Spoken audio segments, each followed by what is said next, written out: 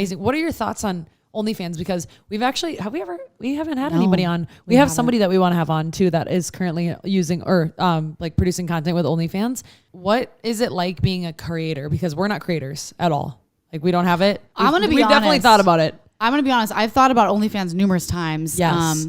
And my boyfriend was like, I'll do it with you too. But I don't know. I want to hear from you. So you have to ask your why before you do something like that, because it's forever. And I would say money is the worst reason to do it, because that's not guaranteed. And it's like 98% of the creators on OnlyFans do not make more than like $1,000 a month. So that is not worth the social repercussions that kind of follow that decision, whether it's people not talking to you, people harassing you at work, not being able to get jobs, etc. So it's a huge decision.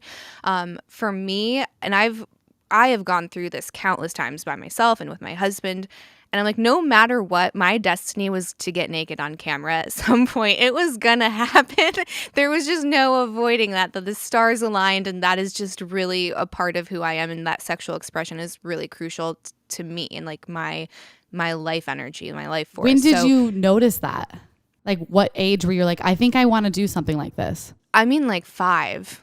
Crazy young, not like understanding the gravity, but like I would see someone like Pamela Anderson or Tara Patrick and Carmen Electra, and I wanted whatever it was that they figured out.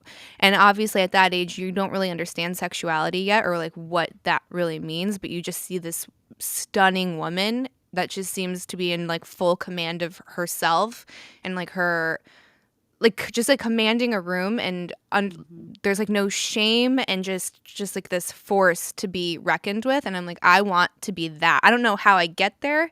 And then obviously as you get older, you understand a little bit more about like the ins and outs of what their careers were. But I was like, how do I do that? More of that. I love that. Like I get the command piece, because I think we've all I just watched a Pamela Anderson documentary, by the way, just the other day. I want to see it. I haven't seen it yet. So good. And I respected her before. I respect her more than I ever have, like as a human being, as somebody I look up to, like now. So just if you haven't watched it, go watch it. And obviously I know that you've been in the industry for 12 years. It's gone up and down and sideways and all over the place. And now you've come into this like OnlyFans era, and also AI, and like you have your own podcast, and you're like just a force to be reckoned with all the topics that you've talked about. Because I've listened to like 6 of your podcasts now, and I really, really love them. And you're a great creator in every aspect, and extremely intelligent. But I do want to start with the adult industry, because it's so, for people, I mean, I've known somebody that was in it actually, and they're no longer with us, which is horrible. But sorry. I've heard so many like, yeah, thanks. It's like, yes, it's good on the outside, and then sometimes on the inside there's things that happen. But I'd love to just like start with, how the heck did you get into it? Because you were 5 and you were feeling sexual and strong. Now she was sexual and strong, but like 5 years old. You know what I mean? But you saw that powerhouse woman. Like, how did this all come about? What was the first steps? Like the first shoot? Yeah. So I started with webcamming initially, because I felt like I had a lot more control over like what I was doing, and I wasn't working with anyone else, and I felt like there was a certain amount of anonymity. So if I was like, well, this isn't for me, and I made a mistake, it can kind of just like wash clean.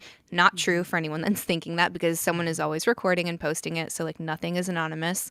And even if you don't show your face, it's very likely that someone will detect it and figure it out. But I was doing that for a couple of years, and I realized like I do not have the temperament to be a webcam girl. You have to be on all of the time. It's really difficult dealing with very demanding personalities. Like they'll tip you $5 and expect the world out of you. And I'm like, who do you think you are? So that was not for me. And some women are great at it. Like they can brush it off and just work an entire chat room, but that was not for me. And I knew I wanted to do big productions at some point.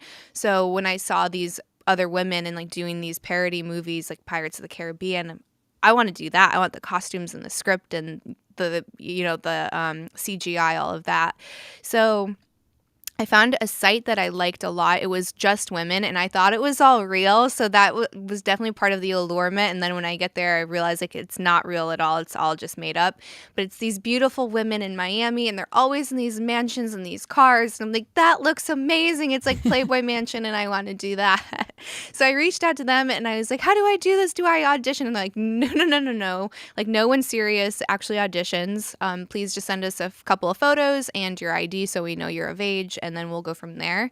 And they liked my pictures. They flew me down the next week to Miami, and my first few years were just girl content. And then eventually, like, that transition into boy girl was it was like worth it 100%. And I knew I wanted to do that, but it was also expectedly like a lot of trials and tribulations, especially navigating romantic relationships and social relationships.